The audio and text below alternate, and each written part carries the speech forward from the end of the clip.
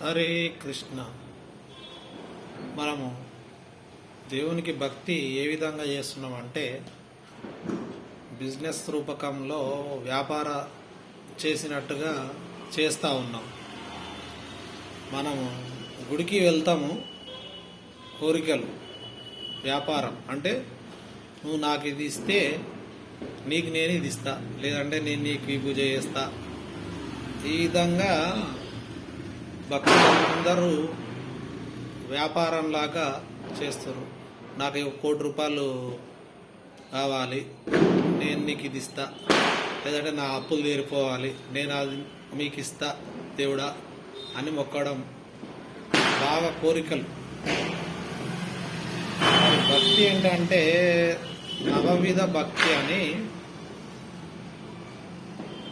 శ్రవణం, కీర్తనం, విష్ణు స్మరణం, పాదసేవనం, అర్చనం, వందనం, దాస్యం, సౌఖ్యం, ఆత్మ నివేదనం.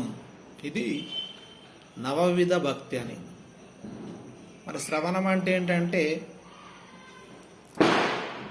వినడం, పరమాత్మని గురించి, పరమేశ్వరుని గురించి, ఆ జగన్నాథుని గురించి, దేవుని గురించి వినడం. శ్రవణం అంటే దేవుని గురించి వినడం, తెలుసుకోవడం.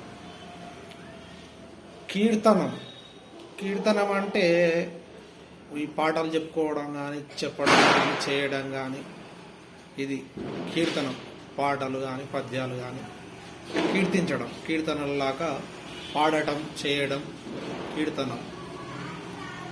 ఆ తర్వాత వందనం, దాస్యం, సౌఖ్యం, అర్చనం ఇవన్నీ ఉంటాయి.